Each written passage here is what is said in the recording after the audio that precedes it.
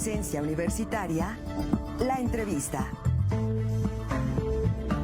Un punto de encuentro para el análisis y la reflexión.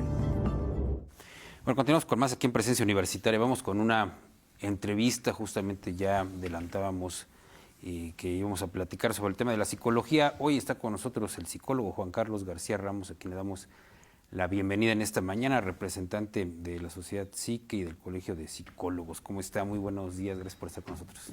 Gracias por estar aquí. Buenos días.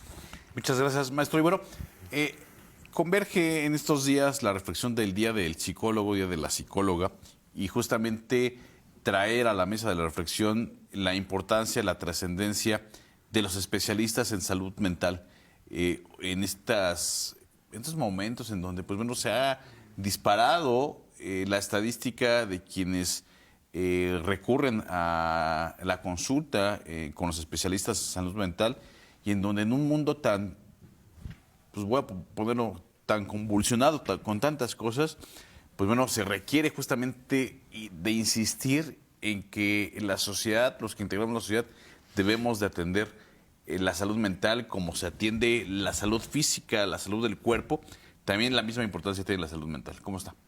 Gracias. Sí, pues mira, hace 10 años, Marcos, se decía a algunos autores en Europa de que la psicología iba a desaparecer, que los psicólogos nos íbamos a quedar sin trabajo, pero la dinámica mundial por la pandemia, la violencia y todo este efecto negativo con el mal uso de la tecnología, pues ha derivado que las personas tengan dificultades para adaptarse o integrarse a diversos escenarios sociales y al interior de la familia. Y esto va generando alteraciones y trastornos psicológicos que entonces ahora los psicólogos tenemos que detectar, tenemos que evaluar e identificar cuál es esta relación entre la vida cotidiana de la persona, los escenarios donde se encuentra y las afectaciones. Cuando el psicólogo realiza esta intervención, da la pauta para, como dices, Marco, enviarlo a un especialista o atenderlo de manera especializada con una psicoterapia. Y una psicoterapia la realiza un psicólogo o un médico, psiquiatra o un psicólogo preparado y actualizado para hacer este tipo de intervención.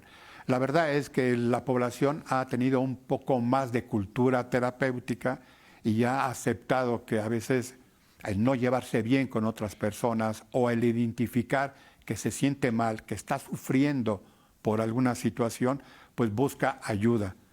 También está el yo puedo solo, no necesito ayuda, pero como el ser humano no es un ser aislado, tiene que estar interactuando con otras personas y entonces es la otra persona, la familia, los compañeros de trabajo, quien le señalan, oye, pues ve a ver un psicólogo porque creo que algo está mal en ti. Y que además lo que sean las cifras, después de la pandemia, que vino evidentemente una situación compleja con la salud mental, señalan todavía las encuestas, las que hace por ahí el INEGI, que continúa creciendo temas de trastornos como por ejemplo el de la ansiedad, como por ejemplo la depresión, y en algunos casos pues ya con gravedad. Entonces parece ser que esta situación va en crecimiento, maestro. Sí, los diagnósticos clínicos hablan de un trastorno mixto, ansiedad y depresión, aunque en ocasiones, dado el historial de la persona, va generando un trastorno depresivo o un trastorno de ansiedad. Aunque hay que decirlo, son ansiedades porque son diversas manifestaciones y son depresiones, no solamente el sentirse triste, acongojado, sin ganas de hacer nada, sino la personalidad del sujeto va generando estos altibajos, sobre todo con la falta de habilidades que tiene la persona, habilidades cognitivas, emocionales y sociales para poder afrontar esto. Sí, las investigaciones hablan que a partir de la pandemia el coeficiente intelectual de las personas disminuyó 1 punto. Entonces ahí es importante que tengamos que estar trabajando también este entrenamiento cognitivo, no solamente en los adolescentes, en los niños, en los adultos, en los jóvenes y sobre todo en las personas de tercera edad, porque a veces nos cuesta trabajo entender que tenemos que cambiar, que tenemos que mejorar. ¿Qué distingo hay entre el psicólogo o la psicóloga y estas otras personas que se ostentan frente a terceros como coach de vida? ¿Hay similitudes, hay distinciones? ¿Qué consideraciones se le podría compartir a la audiencia en torno a Claro. esta intención de distinguir estas dos circunstancias, maestro? Pues yo creo que el coach hace uso de herramientas psicológicas para el manejo emocional y la modificación de conducta en la persona. Técnicas que le permiten instruir y señalar a quien esté asesorando, coachando, de cómo realizar actividades laborales, educativas o deportivas básicamente. Pero no tiene una formación básica de psicología, no sabe de metodología, de investigación, de epistemología, y solo utiliza técnicas de psicología para establecer esta actividad. Esa es la diferencia, y sobre todo con muchas otras personas que dicen hacer psicoterapia o psicología, no tienen esa formación básica. Desgraciadamente, hoy en día, el mercadeo virtual de la psicología se ha pervertido y es muy fácil acceder a un curso o un taller de elementos de técnicas de psicología que luego esta persona lucra, cobra, la utiliza para fines lucrativos, con el riesgo que esto implica profesionalmente, al margen de lo que es la legislación para ejercer la psicología. Hay psicólogos, hay colegas que utilizan estas técnicas de coach para generar un estilo de vida un poco más saludable. Correcto, está bien, porque tienen una formación profesional básica, pero aquellos arquitectos, ingenieros, contadores, veterinarios o público en general que hace uso de estos talleres, de estos cursos y se convierten en eso, pues sí, me parece que es irregular. Algunas personas tienen éxito porque hay que dar cuenta que a veces el perfil de la persona que es empático, que es agradable, que genera confianza, atrae a las personas y se conectan ahí para un servicio. Hay que aceptarlo, que muchos psicólogos y psicólogas no tienen desarrollada esa empatía, ese feeling para poder establecer una atención terapéutica o clínica, y entonces deciden dedicarse a otra cosa, porque la psicología tiene muchas ramas, ¿no? A la docencia, investigación, a la capacitación, a la pericial forense o al deporte, etcétera. Pero sí, yo creo que es importante identificar la normativa del ejercicio profesional de la psicología, que tiene sus faltantes a nivel legislativo, y también la formación, la actualización profesional de estas personas. Habría que endurecer como los controles justamente derivados hacia los psicólogos, para que finalmente pues no haya situaciones como las que nos está comentando. O sea, hace falta ahí apretar para que justamente los psicólogos tengan una mayor capacitación y una mayor... Yo creo que sí. Yo, psicólogo joven, decía en aquel entonces que la cédula profesional, ¿de qué servía? Si nadie la pedía, nada más era para que el Estado ingresara recursos económicos, ¿verdad? Pero hoy en día hay escuelas patito, hay más de 1.200 escuelas en el país que forman 100,000 psicólogos, y entonces se están aportando solo técnicas y generan una cédula profesional que aparentemente es lo que les permite ejercer.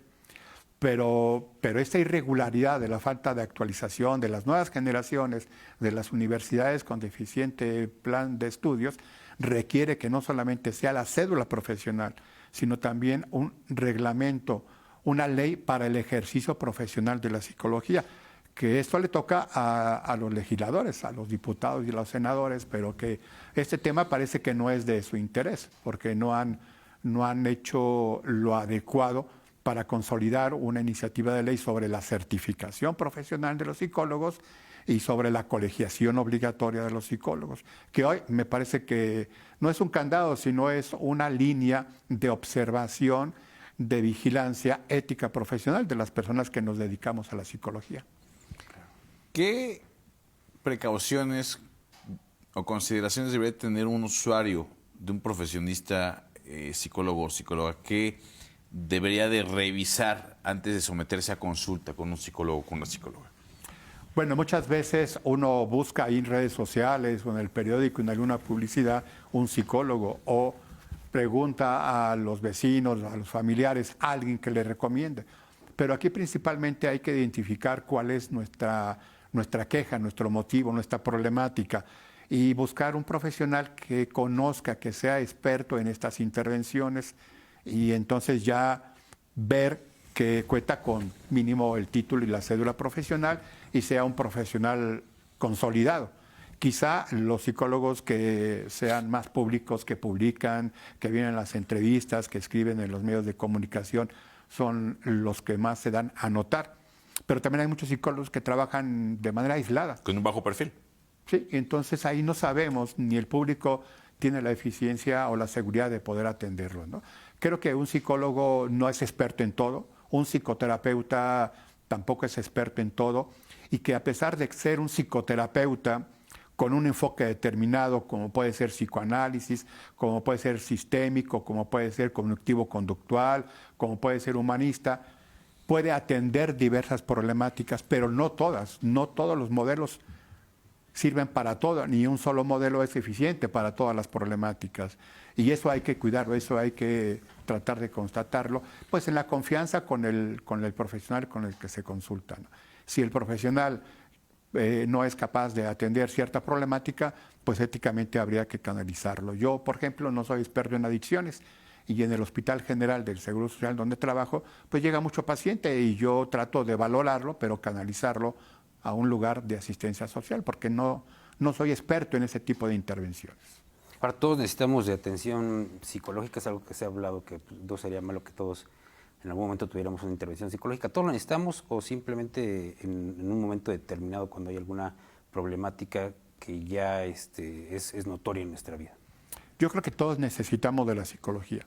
Todos hacemos uso de la psicología para educar a los hijos, para establecer relaciones de pareja, para realizar nuestro trabajo cotidiano. No necesariamente, porque a veces solo es un dilema, un conflicto que yo tengo por alguna situación. No es una problemática, no es un trastorno. Y a veces simplemente platicando con el amigo, con la amiga, consultando a un sacerdote o revisando algunos materiales, puedo mejorar mi estilo de vida. Lo importante es que uno sea consciente de que hay cosas que uno puede mejorar y hay que buscar esa solución. A veces hay que buscar el profesional que nos ayude a resolver problemas, pero también a veces hay que buscar un profesional que nos ayude a encontrar soluciones, que son dos líneas terapéuticas diferentes. Las personas sufren mucho por sus problemas y ahí se quedan atorados y les cuesta trabajo salir. Y a veces los terapeutas tenemos que quitarlo de ese escenario para decirle, tú puedes salir adelante, tú puedes resolver tus problemas realizando determinadas actividades, enfocándote a algo positivo y propositivo. Deja los problemas.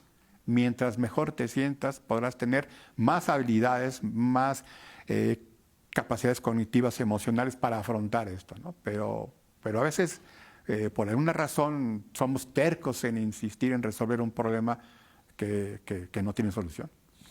Maestro, se nos termina el tiempo en esta charla. ¿Alguna consideración final a manera de cierre que incluya, por supuesto, una reflexión que dejarle a nuestra audiencia?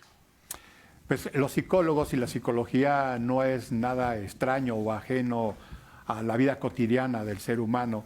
Es importante tener confianza, acercarse a los profesionales, hacer uso de la psicoeducación con los medios de comunicación, las revistas, para conocer un poco más sobre nuestra persona. Hay muchas cosas que han cambiado de la psicología como de la medicina y creo que si la persona tuviese ese elemento para generar un beneficio, un bienestar en su vida, pues sería esto magnífico, porque mientras más personas en equilibrio emocional estemos en Querétaro, pues mejor nos vamos a llevar y no habrá tanto pleito en las calles, en la casa, en el trabajo.